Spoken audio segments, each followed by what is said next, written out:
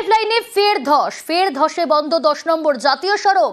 সিংতাম ও গ্যাংটকের মাঝে রাস্তায় ধস। কিভাবে যান চলাচল করছে, কি পরিস্থিতি জানাবে পার্থপ্রতিম রয়েছে আমার সঙ্গে। পার্থপ্রতিম, কি পরিস্থিতি, কিভাবে যান চলাচল?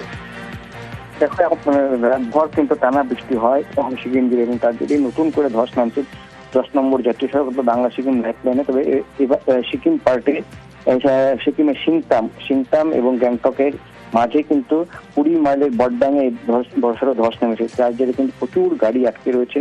প্রচুর পর্যটক যারা শিলিগুড়ির দিকে নামার কথা বা শিলিগুড়ি থেকে গ্যাংটক যাওয়া, তারা কিন্তু আটকে পড়েছে।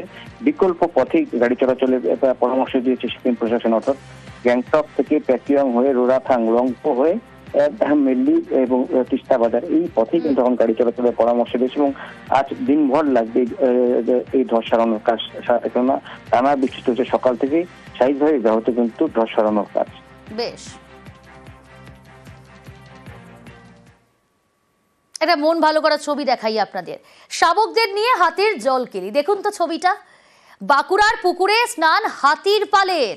জয়পুর জঙ্গল থেকে সোনামুখীতে হাতির পাল। দেবব্রত রয়েছে আমার সঙ্গে। দেবব্রত, এই যে লোকালয় পুকুরে, সেখানে হাতির পাল স্নান করছে, এই হাতির পাল সরাতে কোনো উদ্যোগ নিয়েছে বন দপ্তর?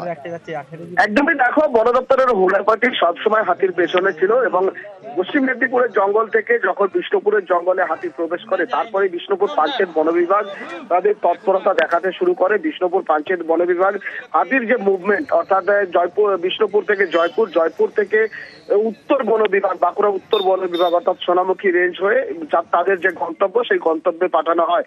কারণ বিষ্ণুপুর থেকে যখন জয়পুরে প্রবেশ করে, তারপরেই স্থানীয় একটি যে পুকুর রয়েছে, সেই পুকুরে জলকেলি করতে দেখতে পাওয়া যায় এই 38 থেকে 40টি হাতির দলকে।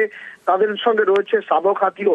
অর্থাৎ ওই শাবক হাতিদের নিয়ে মা হাতি এবং পুরুষ হাতিগুলি বেশ কিছুক্ষণ জলকেলি করে, তারপরে আবার জঙ্গলে ফিরে যায়। পরবর্তী সময় সোনামুখীর জঙ্গলে হাতিগুলি রয়েছে এখন।